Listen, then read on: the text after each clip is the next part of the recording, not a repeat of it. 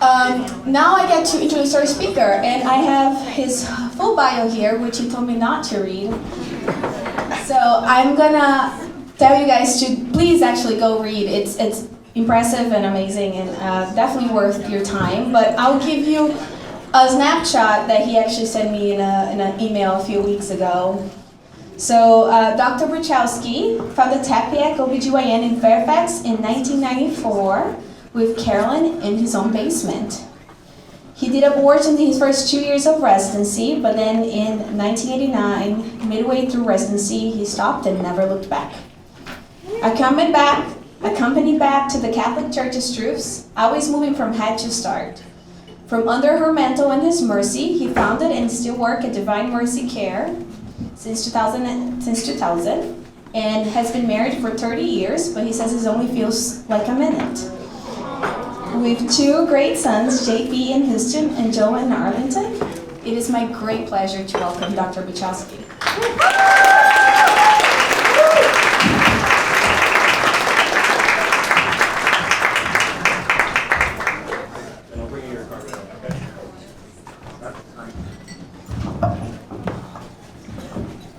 It is fantastic to be here with you tonight.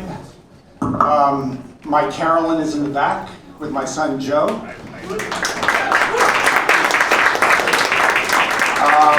I agree, Lent is for lovers, so I encourage you all to come to the TI talk in the next few weeks. Tonight I'm going to speak about stress and sanctity, keeping it real in Arlington. I'm going to try to tell stories for about 20 to 30 minutes. It means the world to us, to me, that we can have this time together here. I want to thank Mary Ann. I want to thank the Basilica of St. Mary's. I'd love to thank Father Hathaway and Bishop Burbage. But I also would love a round of applause for Murphy's here at the Irish Park.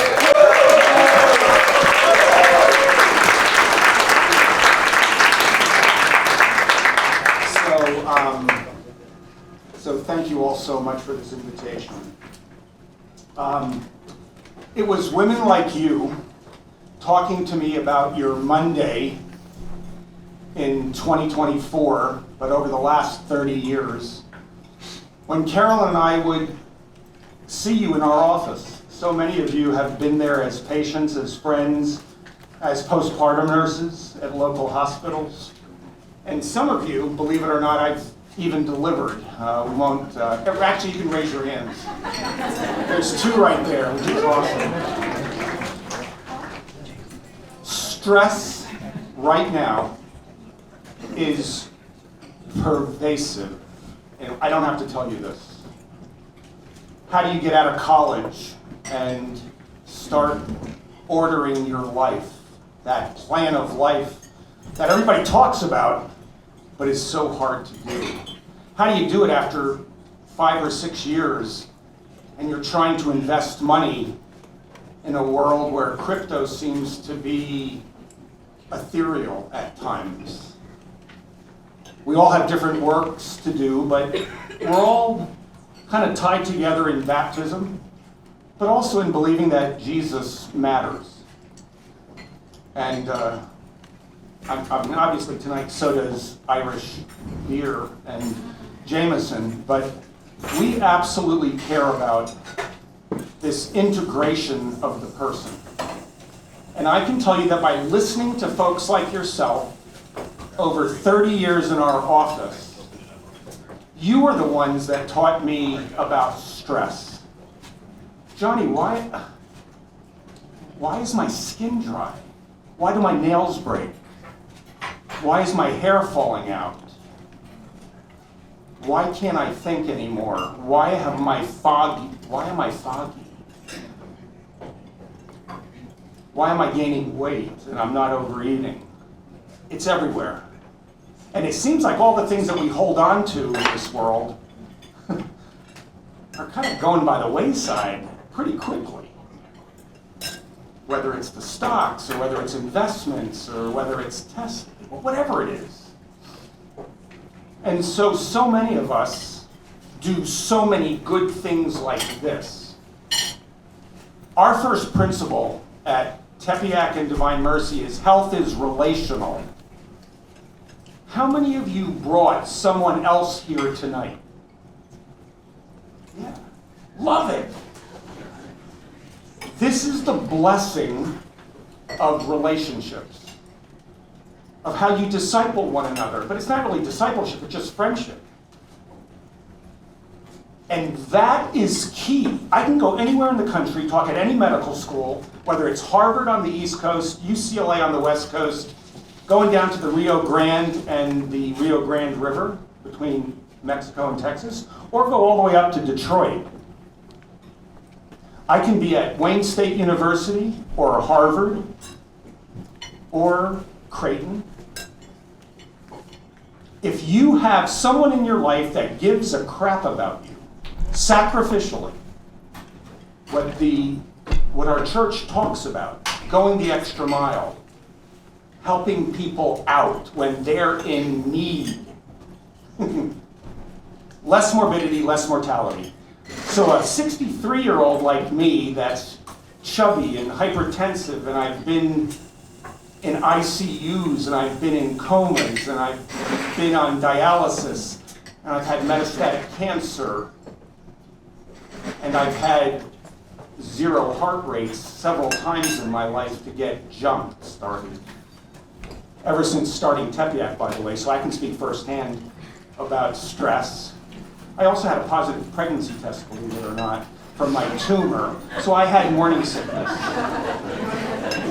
And then my good wife started supplying fast-acting niacin for slow-acting niacin, so I got hot flashes. So I would understand about her going through menopause. God, I love it. However, because they loved me, my son Joe, my wife Carolyn, now my brother, so to speak, Derek Hall from Divine Mercy Care, because people loved me, and people like you who came to us, less morbidity, less mortality. Still the same crap. Still get sick. Still in ICU. But you kind of can see past it. I still remember the psych up at Reston Hospital going, dude, why aren't you really depressed? I don't know. I think I'm a child of God. And he kind of he watches over me. But I'm still stressed. I'm an overeater. Hey, I'm Dr. John. Happy to meet you. Why? Because it's like anything else. What you have taught me is that we can manage stress, and we can manage it well.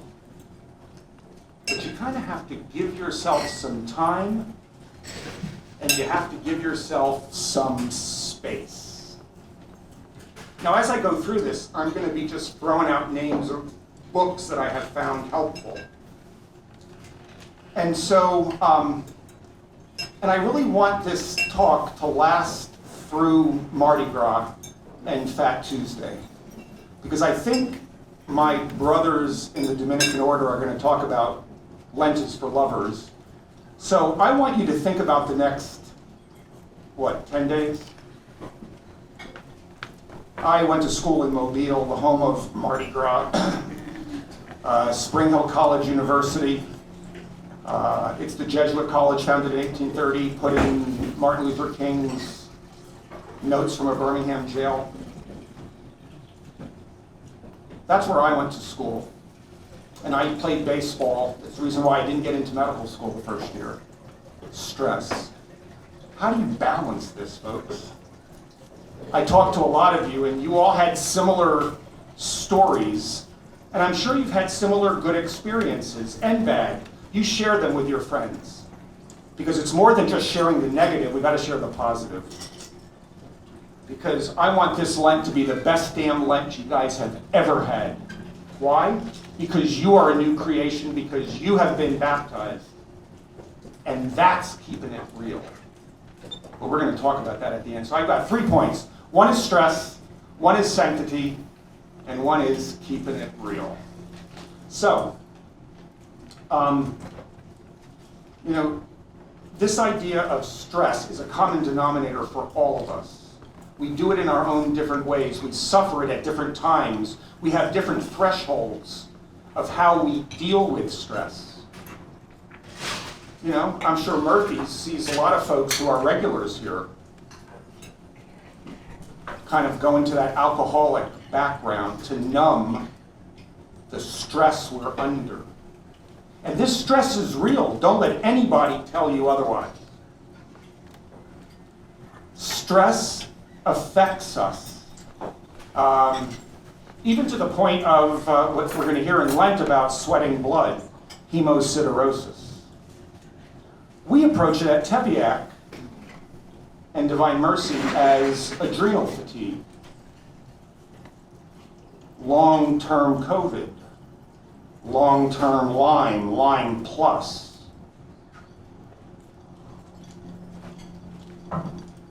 Tonight, this is like live at the Improv.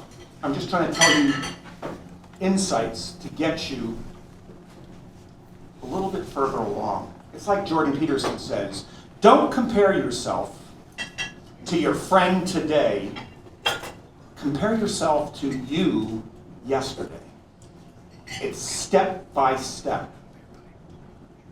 When I was told on that hill in Medjugorje that, Johnny, you want to be a doctor for the renewal of the face of the earth in medicine with my son?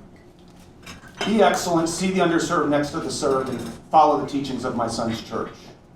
And oh, by the way, when you get off the hill, go show yourself to a priest. Father. No, go ahead, dude. Father, Son, and Holy Spirit, bless me, Father, I have sinned. It's been 10 years, 15 years since my last confession. I tore apart a 2-pound baby 2 weeks ago, on purpose. Mortal sin. I claim it. But now I'm loved, and I can claim it. That's what happened on that hill. So we had to start. Carolyn and I asked her, who would I marry? Could we take care of my parents? And what type of doctor would I be? Those answers kind of came, slowly but surely, step by step. You can't imagine it because he always gives you more than you think. And he does it in a way that you can never imagine. I worked in another great practice in Silver Spring, Maryland, driving from here to there every day, doing deliveries, some at home, under the covers, so to speak, and some at Holy Cross Hospital. Why? Because that's where I was working. The stress of getting there, making sure you didn't miss a delivery, making sure you listened to your patients in Silver Spring. That's when the wonderful Diocese of Arlington said, hey, why don't you come closer here? We'll send you folks. Our confessions will send people to you. Our friends. You can help. We will help you. You help us. This is what this is. This is theology on tap, man. And so Carolyn and I, after 2 years at this other place, she goes, hey, Johnny, we're not doing what we should be. I'm procrastinating because I am a prideful little New Jersey snot. I mean this with all. She's like, you got to do this. The next morning, I went and told my partner, I've got to leave. No money, nobody supporting us, and yet, the big dollar guy left, the big guy that was going to bankroll us, this $50,000, $60,000, and 9 families, 4 priest families and 5 regular families, bucked up $60,000 to get us started. We started in our basement because Carolyn said, oh yeah, I can do this. I'm a nurse. I can do anything. Thank God for my wife. I pray all of you here who are not married yet. I pray once again, and of course Theology on Tap is a great matchmaking service. It's a place where you develop your vocation. Your vocation. Anyway, so here we are starting Tepeyac, and slowly but surely, the first month we made the $750.52 to the penny. And slowly but surely they came. Even when the doctor said, you ain't gonna last 6 months. You don't contracept, you don't provide IVF. Come on, man. No, we found a better way. We listen to the language of your bodies, ladies. Men, we know the challenges you face, good and bad. Two become one flesh in marriage. Marriage is foundational to society, to the family, to our nation.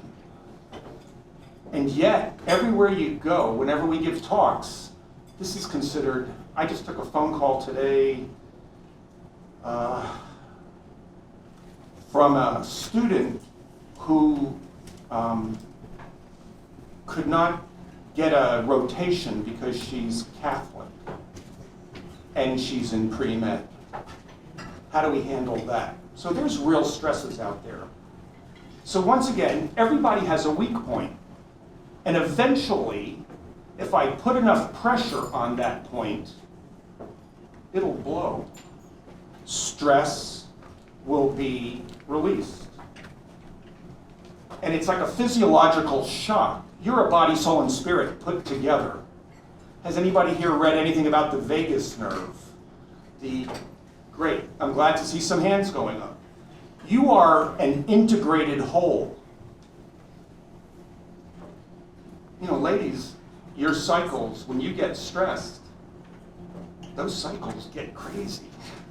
Too much, too little, miss a few. You are integrated. And part of stress management is to recognize the signs in your body that generate these feelings.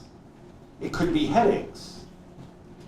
It could be the vagus nerve. You know, the vagus nerve is the cranial nerve 10, goes from your thalamus all the way down past your voice box, then down your esophagus, the tube between your mouth and your gut, your stomach, innervates the stomach, and then goes to the intestine. We now think the intestine is the new brain. You hear this a lot. But so many people, body, the vagus nerve, spirit, it's the psychiatry, it's the depression, the despair, the anxiety. Because when you blow, if you have a family preference, a genetic background to schizophrenia, you can develop symptoms in that arena. I have a bum arms now, and I go to get prayed over in healing services. What is the Lord trying to tell me about my autoimmune disease? Autoimmune disease has many factors, and you're not crazy. That's the other thing. Women develop it more than men. And I think it's because they have a greater heart. In Hebrew, the word heart is lev, and it means heart, gut, womb. That's the deepest part of your body. For us men, it's the testicle. Gets us in trouble at times. It gives us wonderful children and a loving family at times. The enemy wants to just throw you the damn curveball or the changeup. You think it's a fastball, but it's a changeup. Love becomes lust. I can go on and on. At St. Mark's in Vienna, many years ago, I did something on this topic, stress and sanctity, Martha and Mary come to Vienna. And I talked about how all of us have been hurt in relationships. One of the women in that group there was a director of one of the local Planned Parenthood clinics. Over about 3 years, she eventually stopped doing that. And we connected on stress and how do you treat it. So once again, this physiological shock happens and we begin to blow up our bodies.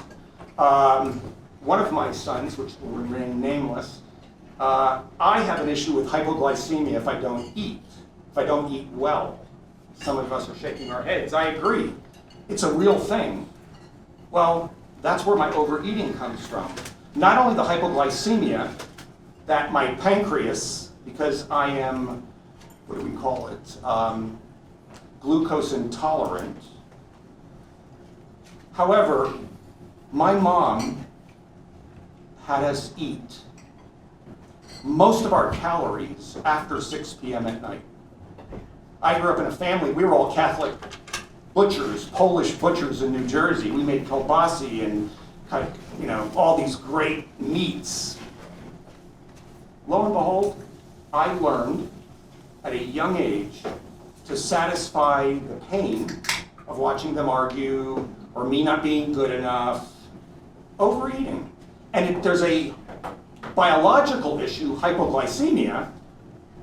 There's also a psychological issue as one of my parts, little Johnny the eater. He's a protector. He's a firefighter. He wants to put out my bad feelings by eating. Some of our family members use alcohol. And yet, the third piece to this is the spiritual piece.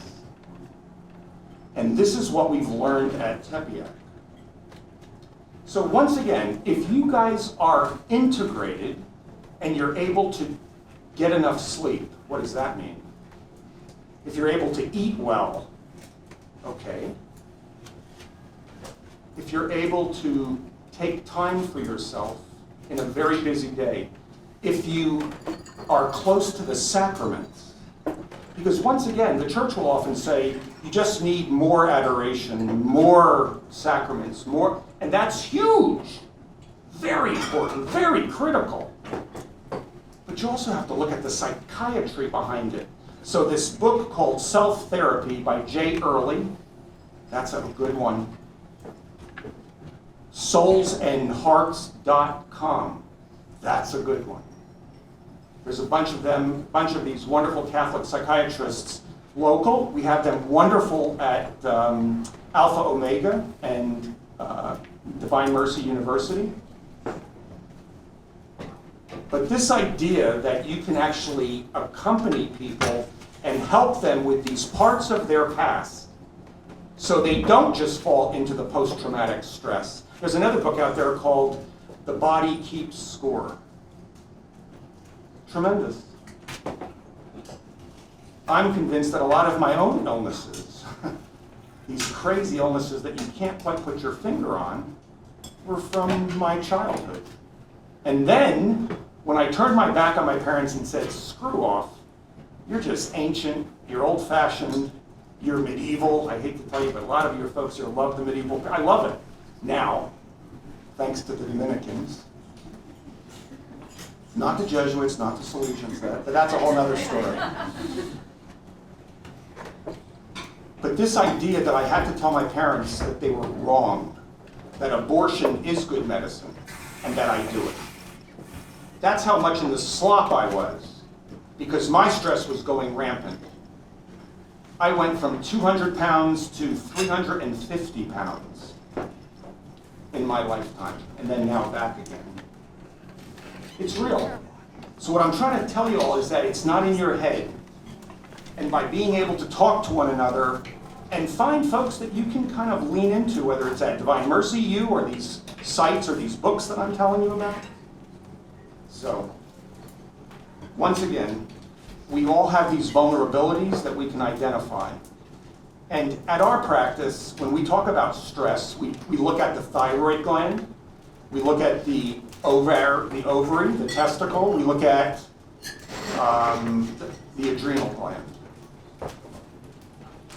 And you look at the biology, then you try to address some of the psychological issues that you've had since childhood, the traumas, those challenges, and you don't blame them. You begin to engage them to find your true self.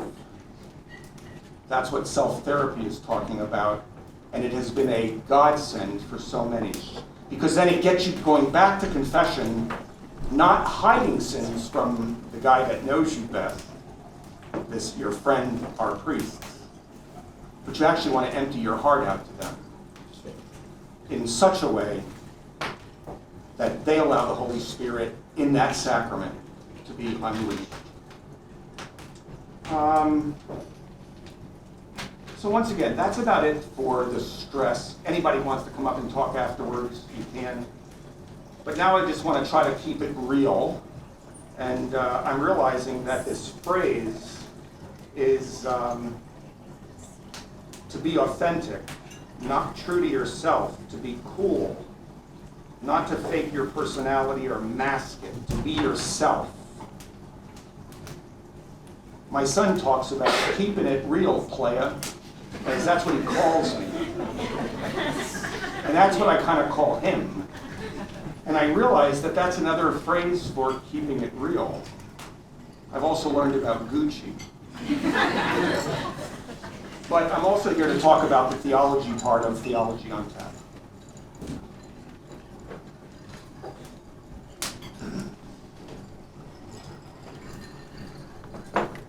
I think Peterson talks that stress is really the complexity of the world that we live in. It's the constant challenges that the world presents to us that we internalize or allow to be internalized. So the main bottom line with stress is how we construe the world around us. Our parents, our family, our community, our culture, our state. And that's why I'm really grateful to Marianne and Theology on Tap and the Basilica of St. Mary.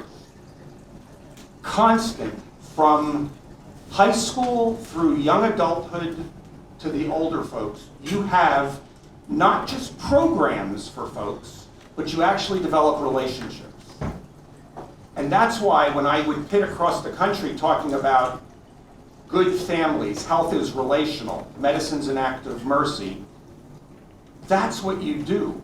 Because I can zero out the number of programs, how much money are being spent in the community. Relations are that important. So once again, folks, continue to build the relationships that you are developing here tonight. And so once again, when we talk about keeping it real, it wasn't until I was shaken to my core that the Eucharist is real. Really the body and blood of Christ. And rather than my body, my choice, it's my body given up for you. Do this in remembrance of me. And it's that giving up that you find yourself. It's that prayer of Francis. It's better to be understood than to understand. To be loved is to love. But in giving that we receive is in parting and pardoned is that in dying we are born to eternal life. It's what Lent's all about. It's also what Mardi Gras and Fat Tuesday is all about. It's that celebration that you're eventually going to get into a season where you're going to come face to face with your true self. That is painful, that is stressful, but with the grace of Jesus Christ and the love of his mother, the question of stress is that important that you have to take risks to address it. Your work that you are doing right now, whether it's mindless or whether it's your gift, it's where you want to be, take risks. Because how you integrate your faith and your actions and your silence, your maternity at 32 weeks, contractions, how you integrate it matters, not only to you, but to those around you. Had a baby that had a messed up heart at Fairfax Hospital. It had the wrong hypoplastic. It only had one ventricle, and it was the wrong one. Once it was born, we realized that, and it's not fixable. But the parents loved on that child so much in the nursery at Fairfax that as they were watching this child die, right in front of them, the prayers were being said. The mother and father were leaning into the pain. Father Hathaway wasn't there for this one, but he was there for another similar one. There was a young nurse standing next to them. who was living a wacky life, left the faith. As the child slowly passes away, and you hear that, the flat line, she starts crying. Up until that point, she was saying, we got to get this over with. Come on, this child has no, come on, just stop everything. The line goes flat, heart-to-heart communication occurs. She gives her life to Christ and to the church right there with us standing there. Hardened ICU nurse who's seen all the bad outcomes with children. Right then and there, the prayers of this family doesn't always happen this way, but it can happen this way. So when you face yourself, not only are you helping yourself grow in maturity and holiness and wholeness and health, you absolutely affect those around you. And some of you young ladies who've brought friends, some from out of town, I think there's a young lady here from Savannah who's going to go home on Wednesday, and she's visiting a friend. My God. This is the impact you can have by just dealing with your stress and living a full Christian Catholic life and have fun doing it. We found this in medicine, the joy of medicine. Health is relational, medicine's an act of mercy. Hate the disease, love the patient. And collaborating in community, we can build communion. Where abortion is unwanted, because you have to change hearts to get there. Law, no, not so much. Even though it's important, it's heart-to-heart communication. Practice excellent medicine, be board certified, know the details, know the data, but be human about it. See the underserved next to the served. Because caring for the least matters, as Matthew 25 talks about. And he wants mercy, not sacrifice. That's why we have divine mercy care. Because right now, folks, it's the last, I'm telling you, I don't see any hope. It's hard to see hope on the horizon. And yet, perseverance, Romans 5, 3-5. I know this is a Catholic audience, it's okay. Stress, toughness leads to perseverance.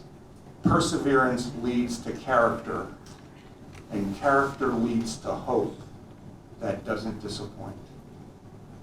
That's what this church is. No matter all the challenges, no matter all the wackies, no matter ups and downs, it's been this way for 2,000 years. That's why I came back to the Catholic faith.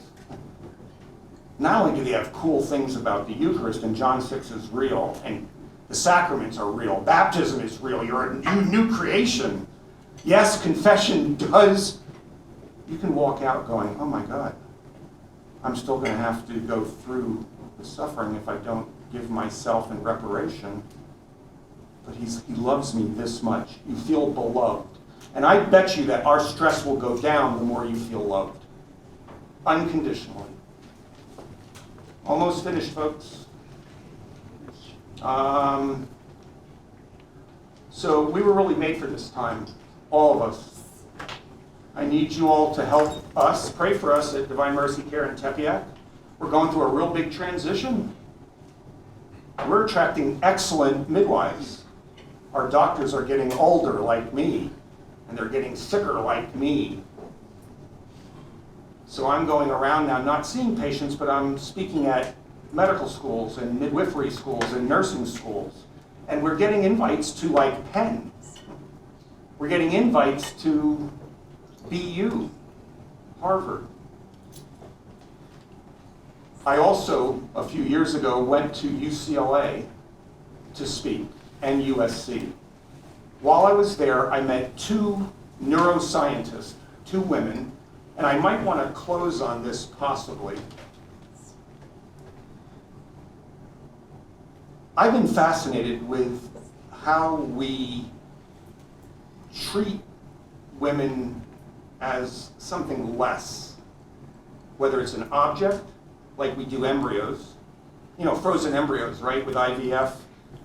Are they your children or are they your property? Anybody here who is going to think about this someday, or some of your friends who may be, the one question you have to ask them to help them with their stress, because when that mother who's suffering infertility, real stress there, folks, because, oh my God, I've been sleeping with too many guys, I got chlamydia, shit, what's going on here? It's okay. It's okay. Well, no, but now I want a baby like right now. I can't wait. I need it right now. And, you know, you're collaborative working with me. You've checked all the diseases. You've done the laparoscopy. You've done the hormone analysis. You've done the psychiatry. You've done all this. And I'm still not pregnant, but we have to have it now. So we're going to go to IVF. Well, before you go, the one question you need to ask yourself and your partner, your husband, are the embryos they make your children or your property? Do you love them or do you own them? That question goes right after the stress. To use the stress, hopefully, and the psychiatry of placing that image in their heart, as a mother, that stress leads to growth. Because I promise you, if they start freezing embryos, the sadness of leaving children behind is almost too much to bear. And we have millions in concentration camps across the country. Perinatal hospice, we do the same thing. Your child is so sick inside your womb that it is really sick. And when we cut the cord, folks, it's going to die in minutes. Rather than what the world says, oh, just abort it because it's incompatible with life, a good life, quality of life. Let's use the womb as a hospice. This is where Father Hathaway, I'm going to share a story. We had a young couple that their child had no skull and no brain. She was seen by another doc who said, you really should terminate, it's safer for you and the child. But the mom couldn't do that, so she ended up with us. And we were able to care for that child from 20 weeks, halfway, all the way to about 34 weeks. The husband got more and more angry. What are you doing? You're tearing my wife apart. No, I'm just listening to what you all are telling me. She goes into labor, delivers her baby. And because Father H was a friend, he's in the delivery room. He took a day off from his vacation in the mountains of the Shenandoah. He had his polo shirt collar turned up. He had his beautiful jacket just so. He was there for that woman and her husband in this mess, in this joy. When this child came out, he was able to baptize and confirm this child right then and there, and we gave this child to the husband and let him hold it. And he wailed the deepest wail of Abraham and Isaac. A man who thought his son was a monster up to that point eventually wrote me a little note that said, Johnny, thank you for introducing to my son. We actually celebrated his birthday, and I have great memories of my son, Jacob. This is how you handle stress. You lean into it. It's what Jordan Peterson talks about. It's what Viktor Frankl talks about. It's what my son and I just experienced in Poland over the New Year's holiday. It's how Solidarność, the trade union, helped overthrow communism in Europe with the help of Reagan and John Paul and Blessed Jerzy Popowiesko. So I just want to thank you so much for listening. The take-home point for this next 10 days is really enjoy yourself. Really understand that the Lord has something special for you all this Lent. And that you're going to find joy in the midst of almsgiving, prayer, and fasting. And I hope you do it with a look at yourself to see where are the weaknesses in my life that may blow out if somebody or something keeps pushing me. Because your weakness will be shown to you. It happened to me. And grace, prayer, sacraments, fasting, almsgiving. And then one day at a time, compare yourself to who you were yesterday rather than to someone else the way they are today. Thank you so much. And it's great to be here drinking some Guinness with you on a Monday night. Thank you all so much.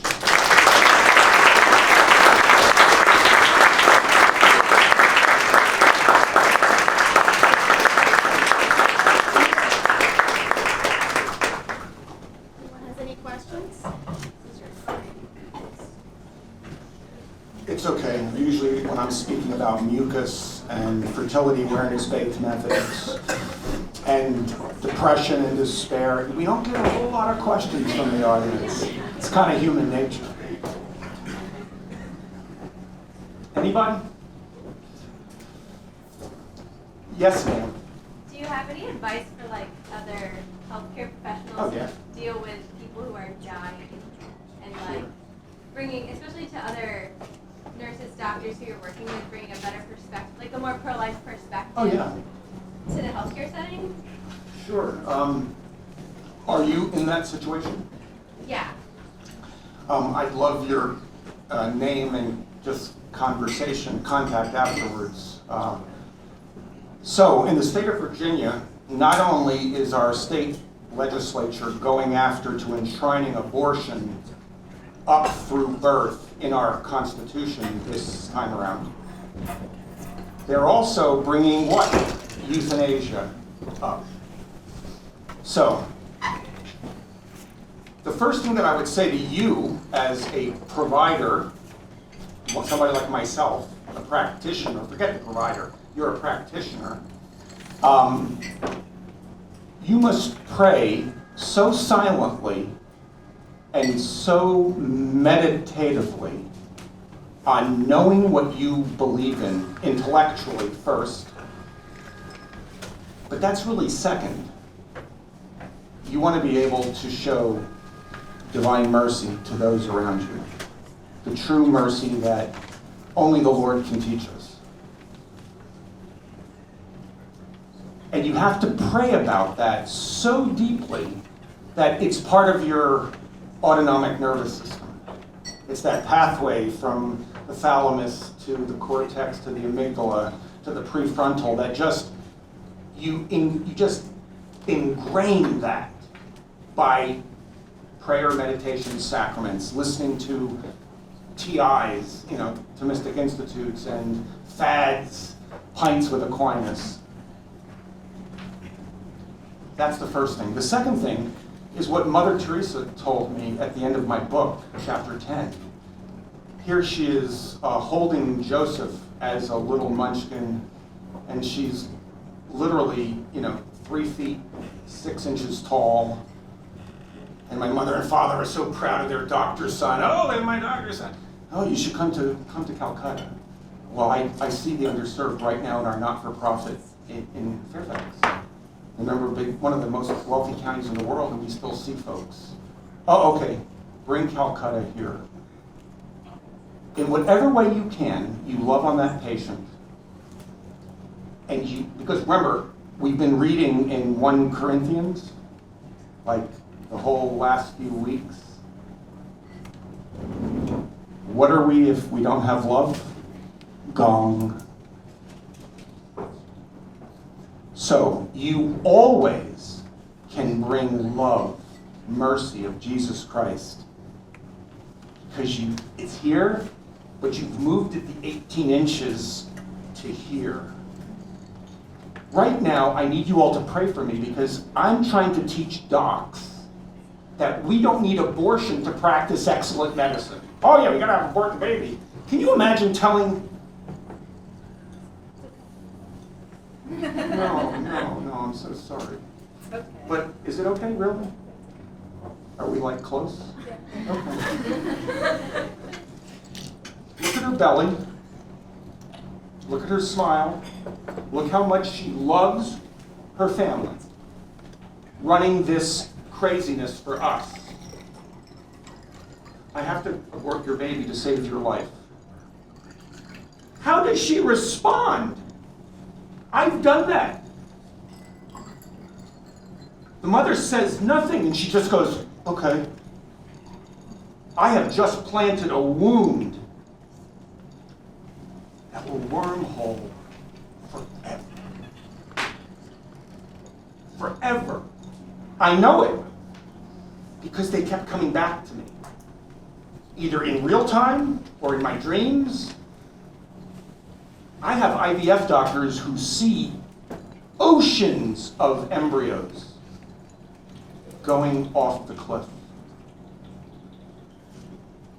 So, getting back to your question, it's a matter of love. You always, in my profession of OBGYN, you always care for two patients. You never pit mom against the baby, ever.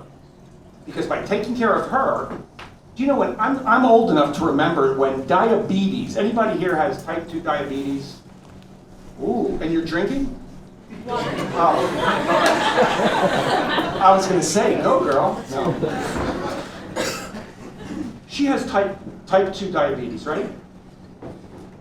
If I saw her in 1983, when I started medical school, I would say you have a 1 in 1,000 chance of dying in labor, in pregnancy, and your baby has a 1 in 100 chance of dying after birth. But because of really good medicine, because of like smart folks and like not using death to end the suffering at the end of life, yes, you give fentanyl. Yes, you give OxyContin. Yes, you give them what they need. You watch their respirations. You love on them. You speak up when you have to. Only when you have to. You work your love of Jesus Christ wherever you are. Can you imagine I'm telling her, we have to end the life of your child. Not good. Not good. Good science today, good medicine today, oh no. If your kidneys are failing, if your heart is failing, if your valves went, oh no, we have ICUs. Norfolk General. Thanks, Caroline. Fairfax, Alex, Fair Oaks. We had a pro-life mom who wanted to murder her child and kill herself. We found some studies with electroshock therapy. She's better today. She got better during her pregnancy. You do the good homework to be the best clinician you can be. And that's the last piece. You love, pray ahead of time, and then be excellent in medicine, because there are studies out there that will show us that there's many ways to fix this. It's not like COVID. There's only one way to look at it, and this is the only way you can do it. Wrong answer. Medicine is not about one way to do things. Oh yeah, abortion's always good. Euthanasia, right now, why? How do we know that?